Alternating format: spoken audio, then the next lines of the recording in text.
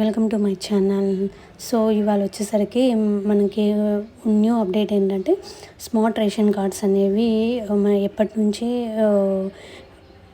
Distribution అనేది జరుగుతుంది. So దశల వారీగా ప్రభుత్వం అయితే మనకి మూడు దశలు 4 దశల వారీగా అయితే డిస్ట్రిబ్యూషన్ అనేది జరుగుతుందండి. జిల్లాల వ్యాప్తంగా మొత్తం రాష్ట్రంలో జిల్లాల వ్యాప్తంగా జరుగుతుంది. సో వీటి వల్ల ఉపయోగాలు ఏంటి అనేది ఎప్పుడెప్పుడు ఏ జిల్లాల్లో జరుగుతుంది అనేది చూద్దామండి.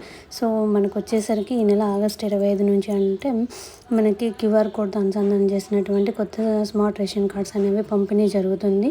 సో దీనివల్ల మనకు ఉపయోగం ఏంటంటే ఈ క్యూఆర్ కోడ్ వల్ల మనకి చూసారు కదండి, ఈ విధంగా ఉంటుంది. హెచ్ఓఎఫ్ అంటే head of the family member అనేది అది అంటే వైఫ్నే ఫోటో పెట్టేసి మనకి హెడ్ ఆఫ్ ది ఫ్యామిలీగా ప్రింట్ చేయడం అయితే జరుగుతుందండి.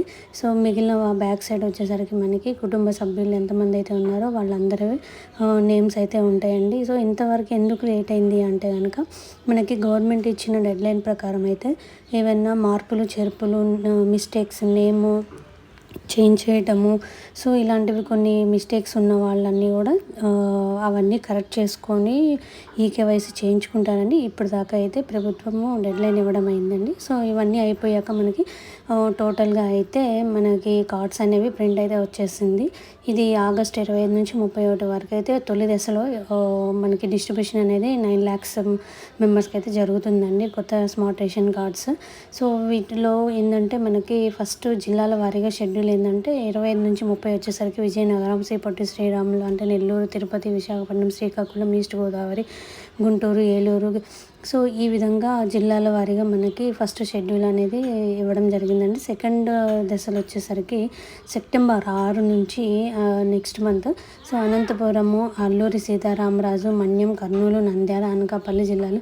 సో ఈ విధంగా మనకి డిస్ట్రిబ్యూషన్ అనేది అయితే జరుగుతుందండి. సో మూడో దశ వచ్చేసరికి సెప్టెంబర్ 15 నుండి విధంగా దశల వారీగా అయితే డిస్ట్రిబ్యూషన్ అనేది జిల్లాల వారీగా షెడ్యూల్ అయితే గవర్నమెంట్ ఇవ్వడం అయితే జరిగిందండి. సో దాని విధంగా యాజ్ పర్ షెడ్యూల్ ప్రకారమే మనకి గ్రామ వార్డు సచివాలయాల్లో సిబ్బంది ద్వారా మనకి డిస్ట్రిబ్యూషన్ అయితే జరుగుతుందండి. సో ఇది మనకి డిస్ట్రిబ్యూట్ చేసేటప్పుడు ఏంటంటే విఆర్ఓ లాగిన్ ద్వారా మనకి వీకేవైసీ అయితే తీసుకోవడం అయితే జరుగుతుందండి.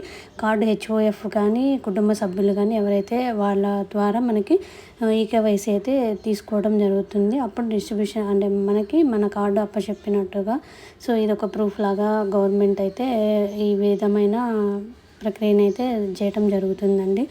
సో మనం చూసాం కదా, రెండో దశ, మూడో దశ, నాలుగో దశ. రెండో దశ వచ్చేసరికి సెప్టెంబర్ 6 నుంచి ప్రారంభమవుతుందండి. సో ఈ విధంగా 4 దశల వారీగా మనకి డిస్ట్రిబ్యూషన్ అనేది కంప్లీట్ చేయవచ్చు. సో ఇప్పుడు మీకు డౌట్ రావాలండి, ఎందుకంటే కొత్తగా అప్లై చేసిన వాళ్ళకి కూడా వస్తుందా అని. సో అప్లై చేసిన వాళ్ళకి కొంచెం టైం పడుతుందండి. యాక్చువల్గా మనం ప్రింట్ చేసినటువంటి ఈ స్మార్ట్ రేషన్ కార్డ్స్ డైరెక్ట్గా మండలాలకు వస్తాయండి. మండలాల నుంచి గ్రామ వార్డు సచివాలయాలకు వచ్చి అక్కడ నుంచి మనకు డిస్ట్రిబ్యూషన్ అయితే జరుగుతుంది. సో దీనివల్ల మనకి అంటే ఈ స్మార్ట్ రేషన్ కార్డు వల్ల ఎందుకు ఉపయోగాలంటే అన్ని పథకాలు అందే విధంగా పేదలకి జరుగుతుంది. Thank you for watching this video.